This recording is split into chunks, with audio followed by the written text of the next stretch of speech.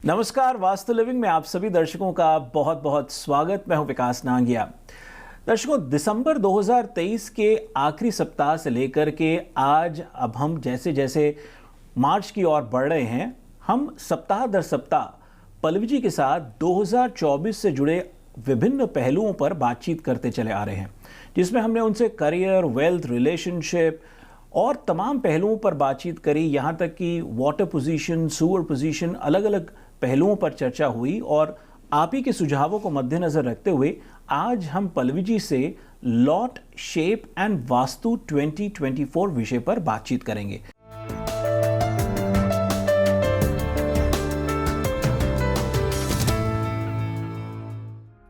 आइए कार्यक्रम में सबसे पहले उनका स्वागत करते हैं। पल्लवी जी, वास्तु लिविंग में आपका बहुत बहुत स्वागत। शुक्रिया। बहुत दिलचस्प सीरीज के नाते लोग इसको स्वीकारते चले आ रहे हैं, उससे बहुत सारी जानकारी प्राप्त करते चले आ रहे हैं।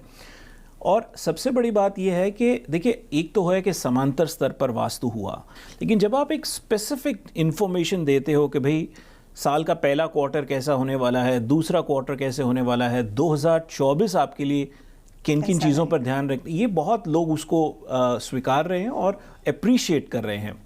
एक तो ये सीरीज जो हमारी एक अपने आप में बन गई, तो उसके बारे में भी आपकी प्रतिक्रिया जान लूं। और फिर जो हमारा आज का विषय है लॉट, शेप एंड वास्तु 2024, क्या कहेंगे? सबसे पहले सवाल का मैं जवाब देना चाहूँगी कि जब से ये लोगों ने 2024 के वास्तु के बारे में सीरीज़ को देखना शुरू किया, तो काफ़ी लोगों ने मेरे को ये बोला कि ये सीरीज़ देखकर उनको ये सवालों के जवाब मिले। सवाल उनके घर में ऐसे थे कि हमने घर वास्तु के हिसाब से बनाया, या फिर हम लोग किसी वजह से भी यहाँ पे रहने आए और हमें मालूम था कि इसका दरवाज़ा ईशान कॉर्नर का है, नॉर्थ ईस्ट का है या ईस्ट का है, और वास्तु के हिसाब से घर बहुत अच्छा है। फिर भी 4 साल तो बहुत अच्छे गए और उसके बाद कुछ परेशानी शुरू हो गई। तो उनके दिमाग में क्वेश्चन मार्क था कि अब वो वास्तु है कि चला गया, उसका इफ़ेक्ट क्या है।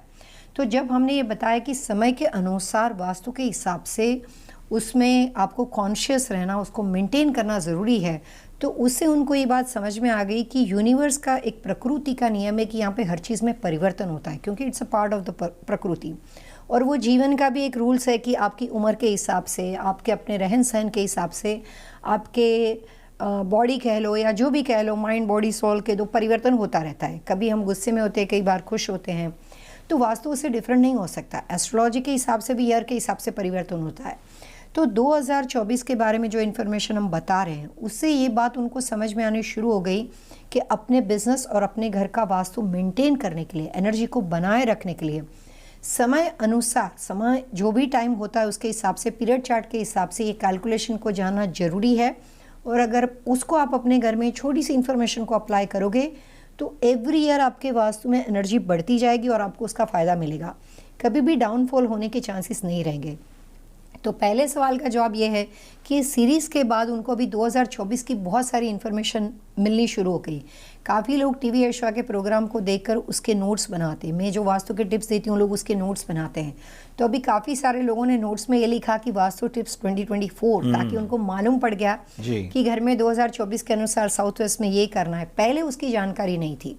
तो जैसे टीवी एशिया ने वास्तु लिविंग का प्रोग्राम पूरे अमेरिका में बाकी सबके कंपैरिजन में पहले शुरू किया, तो जिसकी वजह से लोगों को वास्तु की लगातार इतने सालों से इन्फॉर्मेशन मिलती आ रही है, और हम अब इसमें कुछ नई इन्फॉर्मेशन ऐड कर रहे हैं ताकि लोगों को ये भी मालूम पड़ता है कि वास्तु सेम नहीं होता है, समय के अनुसार अप्लाई करने से उसके लाभ और बढ़ जाएंगे। तो लोग उसको अप्रिशिएट कर रहे हैं और मुझे उसके काफ़ी सारे कमेंट्स, उनके फ़ोन कॉल, सब ईमेल इन्फॉर्मेशन मिलते रहते हैं। दूसरा आपका सवाल है कि 2024 के अनुसार हम यहाँ पे अच्छी बातें भी बता रहे हैं, बुरी बातें भी बता रहे हैं। बुरी बात को बुरा नहीं कहेंगे, बट नेगेटिव एनर्जी को बैलेंस कैसे करना चाहिए वो भी हम आपको बता रहे हैं। तो उससे कई बार ये है कि वो अपने घर को अच्छे से एनालिसिस कर पाते हैं कि अगर मेरा घर साउथ फेसिंग है तो मुझे 2024 में प्रिकॉशन ज़्यादा लेना है, अगर मेरा घर वेस्ट फेसिंग है तो मुझे प्रिकॉशन ज़्यादा लेना है। तो उनको ब्रेक डाउन करना आसान हो जाता है कि अगर हमारा नॉर्थ फेसिंग है, ईस्ट फेसिंग है, तो हमें 24 में इतना अवेयर होने की ज़रूरत नहीं है। लेकिन हम लाभ बढ़ाना चाहते हैं तो हम सिंपल टिप्स को अप्लाई करके 2024 को और ज़्यादा बेनिफिशियल बना सकते हैं। तो वो भी अच्छी बात है कि उनको जानकारी मिलती है। तो धीरे धीरे समय के अनुसार वास्तु के टिप्स को घर में अप्लाई करने के जो सिंपल वास्तु के रूल्स एंड रेगुलेशन है वो इस प्रोग्राम के माध्यम से उनको मिलने शुरू हो गए। जी, मुझे याद है कि जब हमारा कलर्स एंड वास्तु का एपिसोड 2024 का गया, उसके बाद मैं कहीं एक सोशल गैदरिंग में किसी सज्जन से मिला तो उन्होंने बोला कि भी जो आपने बात कही कि लोग और जगह भी देखते हैं, ये सच है कि भाई वास्तु लिविंग की शुरुआत एक बुनियादी तौर पर पहला एक अपने आप में एक एपिसोड था जिसको हमने नहीं सोचा था कि इतने साल चलेगा। आप ही लोगों का प्यार मिला और आप लोगों की दिलचस्पी से हमारा भी आत्मविश्वास बढ़ा। अब परिणाम यह है कि कई दफ़ा लोग इधर उधर प्रोग्राम देखते हैं, वास्तु की जानकारी को पढ़ते हैं, समझते हैं, उसके बाद ऑथेंटिक कितनी है वो जानकारी, कितनी उसमें तथ्य उसके क्या हैं, उसके फैक्ट्स क्या हैं, उसको और अच्छे तरीके से जानने और समझने के लिए फिर वो वास्तु लिविंग के साथ जुड़ जाते हैं। तो ये बहुत बड़ा एक, और इसके साथ हमारा एक लंबा सफ़र जुड़ा है। ऐसा नहीं कि ये आजकल की बात है, एक लंबा सफ़र जुड़ा हुआ है। बहरहाल आज के विषय की ओर आगे बढ़ते हैं और जो लॉट शेप एंड वास्तु 2024 है उसके बारे में बताया कि किन किन लॉट्स को लेकर के, उनके शेप्स को लेकर के हमें सतर्क रहना चाहिए। जैसे वास्तु और 2024 में हमने वेल्थ, हेल्थ, रिलेशनशिप, अलग अलग तरह के शादी ब्याह से रिलेटेड बहुत सारी अलग अलग बातों को इसके साथ डिस्कस किया है। अब कई बार ऐसा होता है कि दिशाओं के साथ साथ शेप लॉट का होता है वो बहुत ज़्यादा इम्पोर्टेंट होता है। तो हर साल के अनुसार वास्तु में कहा जाता है कि ये 2022 है, 23 है, 24 है, तो हर साल का अपना जो दिशा उस पर पावरफुल होती है उसके हिसाब से एक एलिमेंट कायम होता है। 2024 का वास्तु ऐसा है कि जैसे आप इसको एस्ट्रोलॉजिकल सैटर्न का साल मानते हो तो शनि का स्वभाव कैसा है, वो गुस्से वाले हैं, उसमें एंगर है। अगर यहाँ पे सूर्य का साल है यानी कि सन का है तो उसका नेचर क्या है, आग है। तो 2024 की एक पहचान ये भी है कि 2024 में अगर comparative to all other elements सबसे ज़्यादा पावरफुल कोई एलिमेंट्स है तो ये फायर का साल है, ये फायर जोन है। इसका मतलब होता है कि ऐसे तमाम घर जिसके घरों में शुरू से वास्तुशास्त्र के नियम के अनुसार फायर एलिमेंट का वास्तुदोष वहाँ पे बना हुआ हो। फायर एलिमेंट बैलेंस होना या वास्तुदोष कैसे होता है, फायर एलिमेंट का एनालिसिस वास्तु कंसल्टेंट कैसे करते हैं। तो electrical panel source of fire element, घर में किचन की व्यवस्था सोर्स ऑफ फायर एलिमेंट जिससे हम एनालिसिस कर सकते हैं। रेसिडेंशियल कमर्शियल प्रॉपर्टी या इन्वेस्टमेंट प्रॉपर्टी में जो इलेक्ट्रिकल ट्रांसफार्मर होता है, आपकी प्रॉपर्टी के नज़दीक में बहुत बड़ा इलेक्ट्रिकल ट्रांसफार्मर बना हुआ हो या फिर आप कह सकते हो कि हाई टेंशन बना हुआ हो, तो जहाँ कहीं ऐसी प्रॉपर्टी है जिसमें फायर एलिमेंट बैलेंस नहीं है, उसको वहाँ पे वास्तुदोष में प्रेडिक्ट किया गया है, उन तमाम घरों को, रेसिडेंशियल और कमर्शियल प्रॉपर्टी वाले लोगों को 2024 में अपने उस वास्तु दोष से अपनी उस कमर्शियल रेसिडेंशियल प्रॉपर्टी का ध्यान ज़्यादा रखना पड़ेगा, क्योंकि 2024 का खुद का जो सबसे ज़्यादा स्ट्रॉन्ग और पावरफुल एलिमेंट है वो है फायर एलिमेंट। ये आग की दिशा है। तो इसकी वजह से उन तमाम दिशाओं के अंदर जो वास्तु दोष थे उनके लिए भी ये साल और ज़्यादा नुकसान हो सकता है। हम कंपैरिजन कर रहे हैं कि जो भी तमाम अलग अलग तरह की रेसिडेंशियल कमर्शियल प्रॉपर्टी जो दिशाओं के हिसाब से है उसमें 2024 में किसको ज़्यादा सतर्क रहना चाहिए, किसको ज़्यादा ध्यान रखना चाहिए। तो अगर कभी लाइफ में पास्ट में आपने ये सुना हो कि आपकी प्रॉपर्टी में फायर एलिमेंट का वास्तु दोष है तो उनको इस साल पे ज़्यादा कॉन्शियस और सतर्क होना पड़ेगा। उनके लिए ये साल और भी नुकसान की वजह बन सकता है। नुकसान अलग अलग हो सकते हैं लेकिन वजह बन जाता है। उसमें से एक बात और अहम है लॉट का शेप। शेप जो होता है वो ज्योमेट्रिकल मैथमेटिक के हिसाब से जो अलग अलग तरह के शेप होते हैं वो अलग अलग तरह के सोर्स ऑफ एनर्जी के माध्यम माने जाते हैं। जैसे मैंने पहले कहा कि 2024 में फायर एलिमेंट जो है वो नुकसान की वजह है। अब ऐसे कितने शेप है जो फायर एलिमेंट को सपोर्ट करते हैं। उसमें सबसे पहला शेप है शेरमुखी लॉट। वास्तु में शेरमुखी लॉट जिसको कहते हैं जिसका फ्रंट आगे से बड़ा हो और उसका बैक जो होता है वो कंपैरेटिव टू फ्रंट छोटा होता है। करेक्ट। तो जिन लोगों के घरों में रेसिडेंशियल कमर्शियल प्रॉपर्टी में जिनकी रियल एस्टेट इन्वेस्टमेंट चाहे हो सकती है, लेकिन जो भी शेरमुखी लॉट के साथ जुड़े हुए लोग हैं उनको भी 2024 में अपनी फाइनेंशियल पोजीशन, वेल्थ, एनर्जी को बहुत ही ध्यान रखना पड़ेगा। कहीं इधर उधर आप इन्वेस्टमेंट नहीं कर सकते हो। आपके लिए 2024 का जो वास्तु कैलकुलेशन है उसमें फाइनेंशियल लॉस होने के चांसेस बहुत ज़्यादा है, बहुत ज़्यादा है। ठीक उसी तरीके से आम आदमी अलग अलग तरह के वास्तु के उपाय के लिए बहुत बार अपने घर में पिरामिड का प्रयोग बहुत ज़्यादा करता है। आपने सुना होगा कि काफ़ी सारे लोग पिरामिड क्रिएट करते हैं। काफ़ी सारे कमर्शियल रेजिडेंशियल प्रॉपर्टी के ऊपर भी पिरामिड का एक शेप बनाया होता है। पिरामिड शेप जो होता है, पिरा का मतलब होता है फायर, बीच का मतलब होता है, मतलब मिड का मतलब होता है बीच में, तो एक ऐसा शेप जो फायर एनर्जी को सर्कुलेट करता है और घुमाता रहता है, वहाँ पे फायर एनर्जी को होल्ड कर लेता है जी। तो 2024 के अनुसार जिस रेजिडेंशियल और कमर्शियल प्रॉपर्टी में पिरामिड का प्रयोग बहुत ज़्यादा हो, उन लोगों के लिए भी 2024, 2025 और 2026 आने वाले करीबन 3 साल जो है वो भी फाइनेंशियल लॉस की बहुत बड़ी वजह बन जाएंगे। मैं आपके साथ एक केस स्टडी शेयर करना चाहूँगी। मैं लास्ट वीक ऑरलैंडो में लोकल एक कंसल्टिंग करने गई थी। उनका 7-Eleven के साथ बहुत बड़ा होल्ड है, वो वहाँ के अप्रूव वेंडर है। तो उनके माता जी अपने बेटे के लिए बहुत कंसर्न करते हैं, तो घर में इधर उधर रेमेडी की थी। बेटा बहुत बिजी रहता है, बेटा डॉटर इन लॉ दोनों अपने बिजनेस में बिजी रहते हैं। पेरेंट्स जो है वो अपने बच्चों का अच्छा घर अच्छा संभालने के लिए कुछ न कुछ प्रयोग करते रहते थे जी। तो कोइंसिडेंट उनके घर में इधर उधर सुनी सुनाई बातें, इंडिया ये वो करके बहुत सारे पिरामिड उन्होंने लगा रखे थे। सारे के सारे पिरामिड गलत दिशा में थे। लेकिन 2024 जब से शुरू हो गया तब से लगातार उनको 2023 के नवंबर से नुकसान होने शुरू हो गए थे। बिल्कुल ट्रू स्टोरी है। तो उनको फाइनेंशियल लॉस होने शुरू हो गए थे। वो बहुत परेशान थे। जितना जितना अपने मदर को बताते थे, उनके मदर इधर उधर रिसर्च करके उतने उतने उपाय ढूंढते रहते थे, यहाँ बात की वहाँ बात की, और वो इधर उधर अप्लाई करते थे। माता जी को बेटे का बहुत अच्छा करने के चक्कर में उन्होंने घर में जो एक्सपेरिमेंट किए थे वो वेयर हाउस में जाके शुरू कर दिए और बोले कि बेटा और अच्छा हो जाएगा, वहाँ पे भी पिरामिड डाले। जनवरी 8 को जिस दिन उन्होंने वहाँ पे पिरामिड डाले, उनके ऊपर इतने सारे लीगल इशू आ गए और जो अप्रूव वेंडर थे, अपनी जो उनके साथ इतने सालों की जो कंपनी के साथ रिलेशन बने हुए थे, वहाँ पे प्रॉब्लम शुरू हो गए। वो फ्रेंचाइजी हाथ में से जाने के चांसेस बनने शुरू हो गए। वो बहुत टेंशन में आ गए। किसी ने बात का, मैं खुद ही ऑरलैंडो में रहती हूँ, तो किसी ने रेफरेंस दिया कि भैया हम तो कब से बोल रहे हैं कि आप इसको बुला लो, तो उनको फ़ोन किया, मैं वहाँ पे पहुँच गई। तो मैं पूरा घर देख रही थी। तो काफ़ी बार ऐसा होता है कि घर में बहुत सामान होता है, हम लोग ऐसे घूम के देखते हैं तो हमें नहीं मालूम होता कि ड्रॉअर में क्या है, टॉप ऑफ द शेल्फ कहाँ पे है, बहुत सारी चीज़ें थी। एक पिरामिड मुझे दिखाई दिया तो मैंने कहा कि एक बास्केट ले लो क्योंकि आपको क्विक रिजल्ट चाहिए। तो एक बास्केट उठाया, जो पिरामिड मुझे दिखाई दिए सब मैंने बास्केट में डालने शुरू किए। तो फिर उन्होंने मुझे सवाल पूछा कि ये आप निकालना है पल्लवी जी? मैंने कहा निकालना नहीं, थ्रो करना है। तो उन्होंने कहा कि रुको, फिर तो मुझे अपने मदर को बुलाना पड़ेगा। मैंने कहा क्यों? तो बोले कि ये तो उन्होंने लगाए हैं, तो मुझे तो मालूम ही नहीं है, लेकिन बहुत सारे मिलेंगे। तो माता जी को बुलाया, वो आए बाहर, वो टॉप शेल्फ पे, बोले बेटा किचन के शेल्फ पे चढ़ जाओ, अभी इधर चले जाओ, अभी ये बेड के नीचे जाके देखो। मैंने कहा आपने बेड के नीचे भी पिरामिड डाला है? तो उन्होंने कहा हाँ, हमने करीबन पूरे घर में से 24 पिरामिड निकाले। अच्छा, 24। और फिर मैंने माता जी को एक सिंपल सवाल पूछा कि ये सब कब से शुरू हो गया?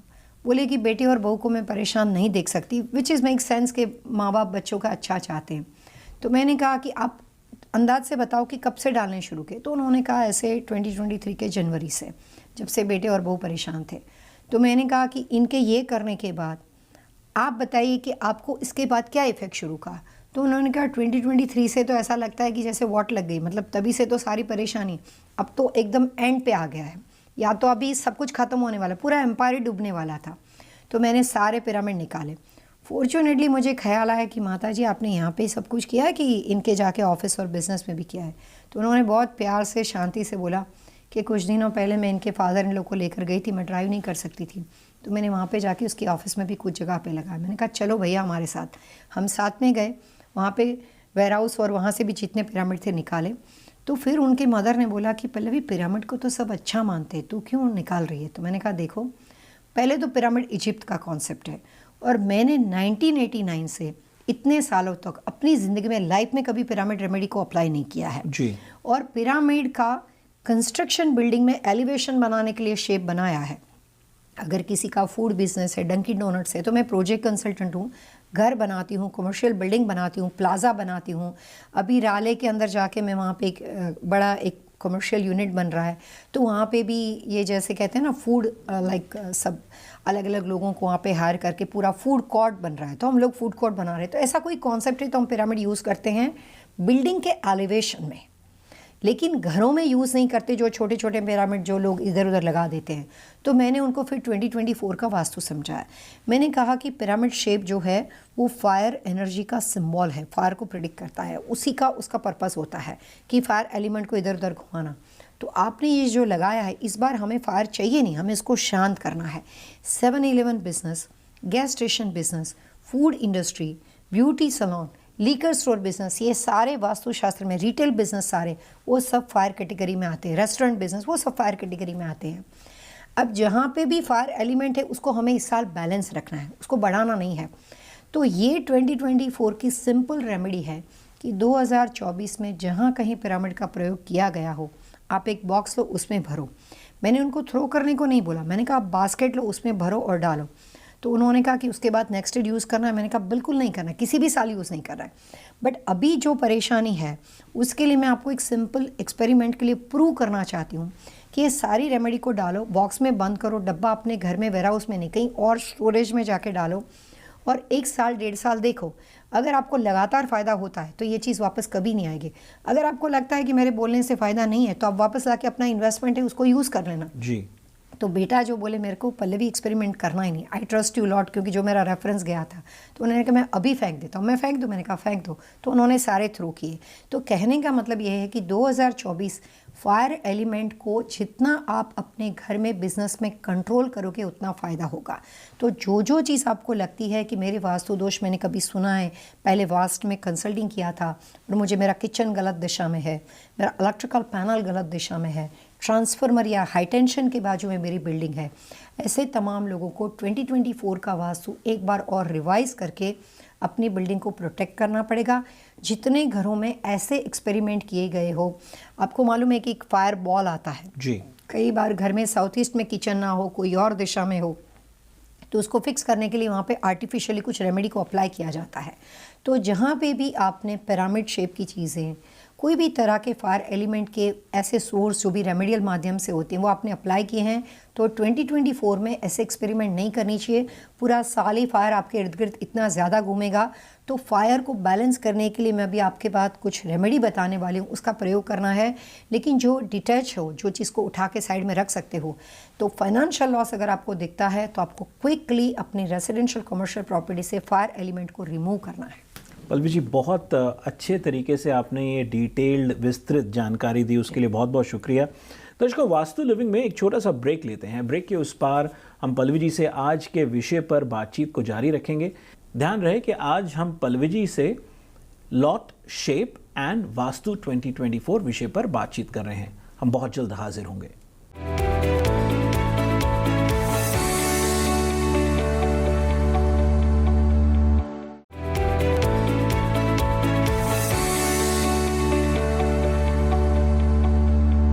पल्लवी जी, वास्तु लिविंग में आपका एक बार फिर से स्वागत। शुक्रिया।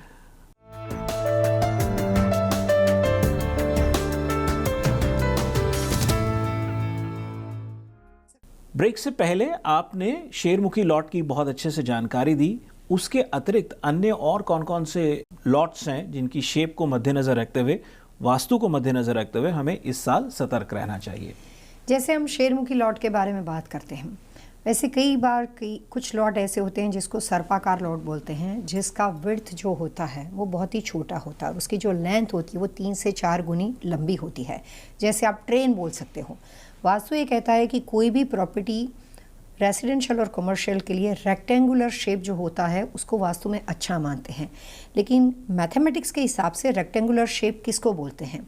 अगर आप 14/20 की प्रॉपर्टी लेते हो, 18/22 की प्रॉपर्टी लेते हो, तो तब तक वो एग्जैक्टली रेक्टेंगुलर शेप होता है।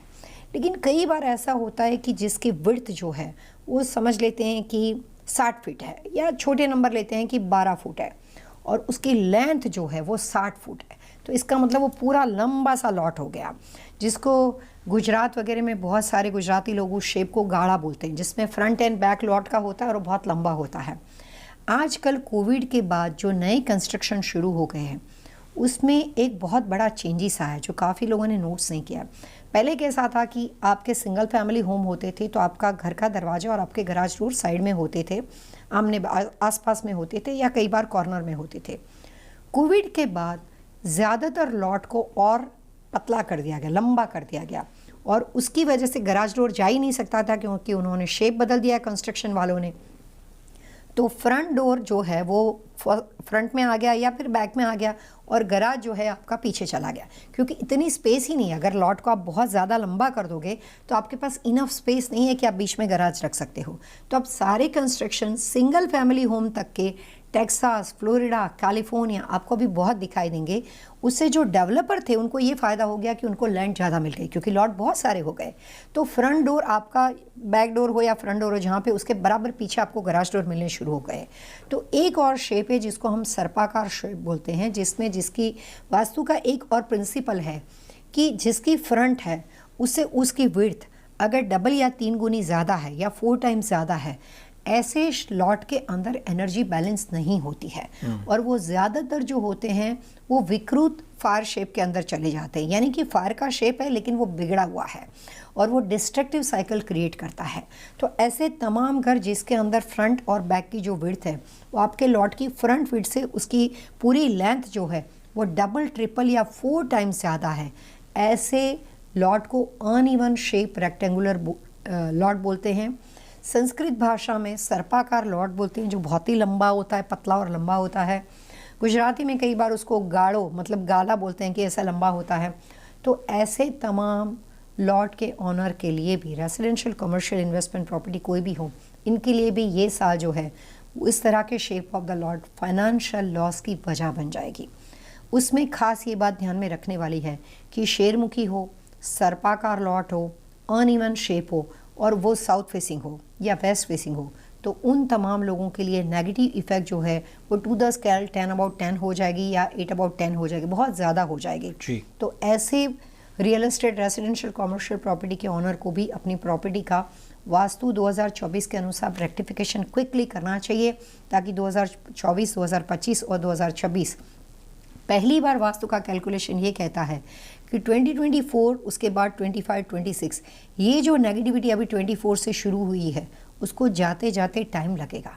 ये इस बार साल का कैलेंडर बदलने के साथ ही 24 आपने कैलेंडर बदला वैसे वो नेगेटिव एलिमेंट नहीं जाएगा। ये इतना ज़्यादा इफेक्टिव यूनिवर्स के ऊपर होने वाला है नेगेटिव एनर्जी कि उसको निकलते निकलते 26 तक का टाइम लग जाएगा। तो इसमें और भी बहुत सारे इन्फॉर्मेशन है जो हम आगे चल के प्रोग्राम में देंगे। दर्शकों, वास्तु लिविंग में वक्त तो चला है एक और छोटे से ब्रेक का। ब्रेक के उस पार पल्लवी जी से कुछ रेमेडियल मेजर्स के बारे में भी बातचीत करेंगे और कुछ अन्य लॉट्स के बारे में हुआ तो ये एपिसोड का जो सिलसिला है, इस विषय को हम एक और एपिसोड में भी कैरी फॉरवर्ड करेंगे, क्योंकि यकीनन आप में से दर्शकों की दिलचस्पी है, आप जानना चाहते हैं कि 2024 वास्तु अनुसार किस तरह का होगा। आप बने रहिए हमारे साथ, हम बहुत जल्द हाजिर होंगे।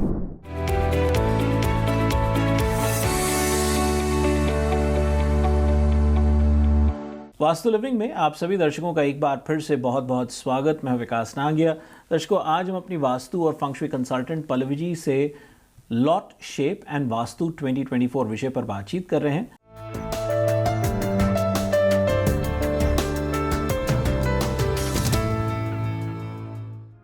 इस विषय को आगे बढ़ाएंगे, लेकिन प्रथा अनुसार आइए उनसे जानते हैं tip of the week. Pallavi ji, vastu living में आपका एक बार फिर से स्वागत। टिप ऑफ द वीक क्या है?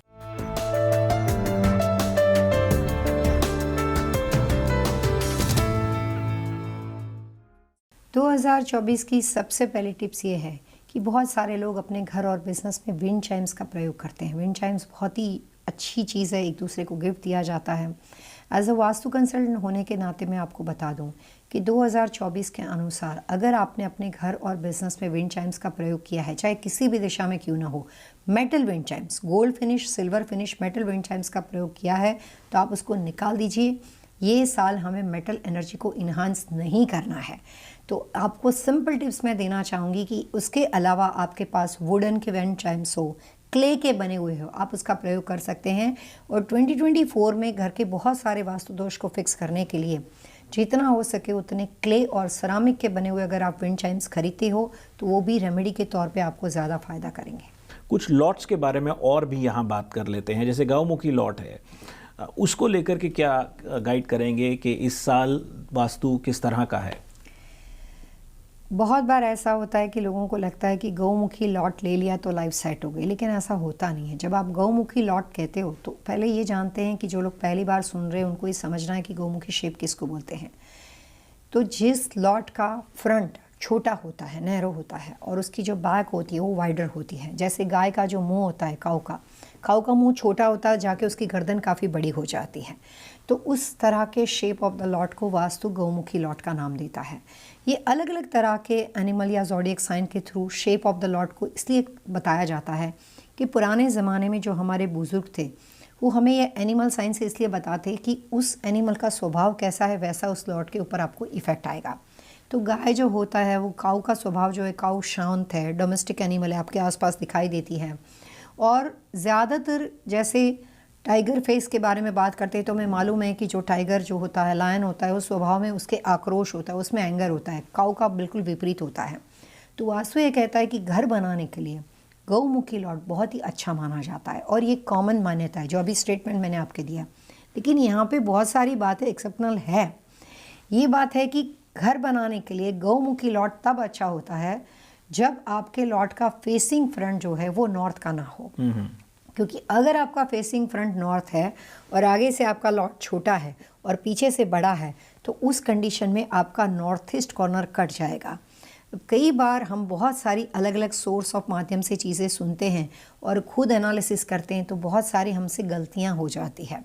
और गौमुखी लॉट तब फायदा करता है जब वो नॉर्थ ईस्ट कटा हुआ ना हो। तो डिटेल में हमें मालूम नहीं होता है तो हम कई बार गौमुखी लॉट को देखते हैं कि वास्तु अपने आप हो गया। यहाँ पे कोई शॉर्टकट की नहीं है, प्रॉपर समझ के काम करो तो रिजल्ट उसका अच्छा रहता है। आज के एपिसोड में इतना ही। इस विषय पर और विस्तृत जानकारी लेकर के हम आएंगे अगले एपिसोड में। पल्लवी जी, अगले अंक तक के लिए आइए, दर्शकों से मिलकर के आज्ञा लेते हैं। और हाँ, चलने से पहले ये भी, यदि आप पल्लवी जी से सीधा संपर्क करना चाहते हैं तो आप संपर्क कर सकते हैं।